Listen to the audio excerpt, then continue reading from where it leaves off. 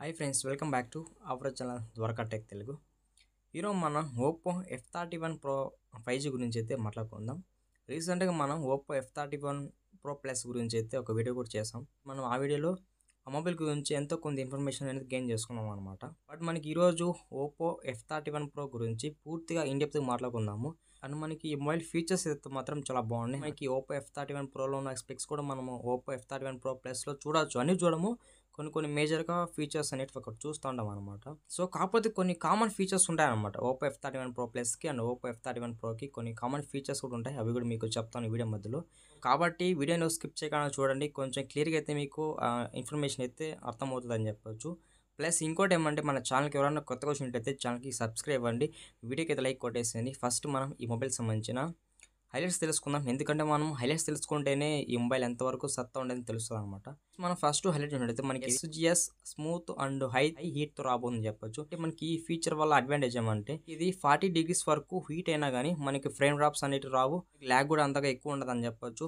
ఇంకా చూడండి మనకి ల్యాగ్స్ కూడా పెద్దగా అవ్వదన్నమాట. అంటే మనకి స్క్రీన్ బఫరింగ్ గానీ 40 డిగ్రీస్‌లో హీట్ అయినా గానీ ఈ మొబైల్ మనకి ఫ్రీగా యాప్ లాంచెస్ అండ్ మనకి చాలా ఫ్రీగా మొబైల్ అయితే వర్క్ అవుతుందని చెప్తున్నారు. నెక్స్ట్ హైలైట్ చూసినట్టయితే 6 జీరోస్ అని చెప్పొచ్చు. అంటే మనకి 6 జీరోస్‌లో అర్థం కూడా ఉంది. మనకి 72 మంత్స్ వరకు ఫ్లూయెన్సీ ప్రొటెక్షన్ ఉంటదన్నమాట.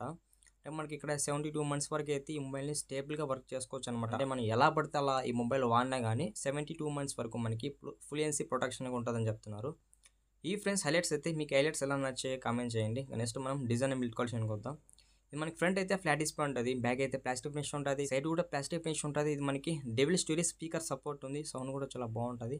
అలాగే మనకి ఇది in display finger print support ఉంది. అలాగే నెక్స్ట్ చూడైతే డ్యూరబిలిటీ విషయానికి వద్దాం. ఇది మనకి IP66 అండ్ IP68 అండ్ IP69తో కూడా రాబోతుంది.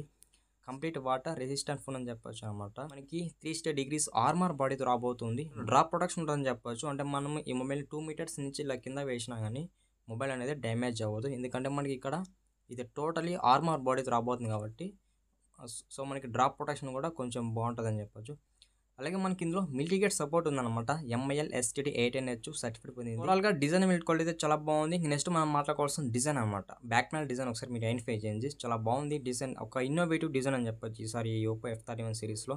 నెక్స్ట్ ఇంకా డిస్ప్లే విషయానికి వద్దాం.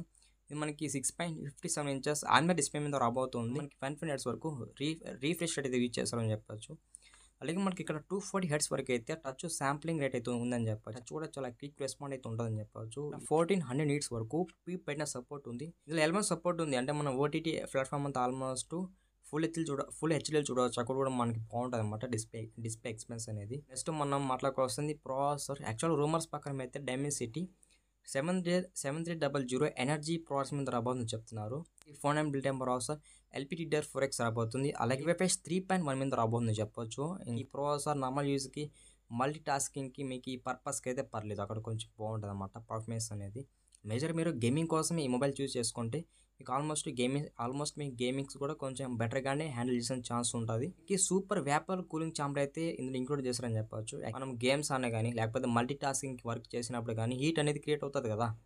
ఆ హీట్ని రిమూవ్ చేసేదానికి మనకి వేపర్ కూలింగ్ ఛాంబర్ అనేది యూజ్ అవుతుంది అనమాట. సో మనం సాఫ్ట్వేర్ విషయానికి వద్దాం. ఇది మనకి Android 15 రాబోతుంది. అలాగే కలర్ OS 15 రాబోతుంది. ఇక్కడ మనకి 2+3 ఇయర్స్ అయితే మేజర్ OS అప్డేట్స్ వీళ్ళు ప్రొవైడ్ చేస్తారని చెప్పొచ్చు. అవుట్డోర్ మోడ్ 2.0 యూజ్ చేస్తారనమాట. అంటే మనము ఈ ఫీచర్ ఎనేబుల్ చేసుకుంటే మన అవుట్డోర్లో ఈ మొబైల్ వాడేటప్పుడు చాలా ఎఫిషియన్సీగా ఉంటుంది అనమాట. ఇందులో మనకి లింక్ బూస్ట్ 2.0 కూడా వాడారని చెప్పొచ్చు. అంటే మనకి సిగ్నల్ రాన్ ప్లేస్లో కూడా ఈ ఫీచర్ అనేది సిగ్నల్స్ ఎన్హాన్స్ చేస్తారనమాట. అంటే సిగ్నల్ వచ్చే విధంగా ఈ ఫీచర్ అనేది హెల్ప్ అవుతుందని చెప్పొచ్చు. నెక్స్ట్ మనం మాట్లాడుకోవాల్సింది కెమెరా. ఇది మనకి ట్రిపుల్ కెమెరా సెటప్ ఉంది. ఒక ఫ్లాష్ ఉంది. మెయిన్ కెమెరా 15 ఇచ్చారు. మెయిన్ కెమెరాలో వాయిస్ కూడా సపోర్ట్ ఉంది. ఆప్టికల్ ఇమేజ్ స్టెబిలైజేషన్ కూడా చాలా బెటర్గా పర్ఫామ్ చేయగలదు. మెయిన్ కెమెరా యూజ్ చేసుకొని మాక్సిమం 4K వీడియో రికార్డ్ చేసుకోవచ్చు. సెకండరీ కెమెరా 2MP ఇచ్చారు. ఇది పోర్ట్రేట్ కెమెరా అని చెప్పొచ్చు. ఫ్రంట్ కెమెరా 30 MP ఇచ్చారని చెప్పొచ్చు. 30 డీసెంట్ ఫ్రంట్ ఫోటోస్ అయితే మీరు తీసుకోవచ్చు అనమాట ఫ్రంట్ కెమెరా యూజ్ చేసుకొని. ఇంకా నెక్స్ట్ మనం మాట్లాడుకోవాల్సిన బ్యాటరీ. ఇది మనకి 7000 mAh బ్యాటరీ రాబోతుంది.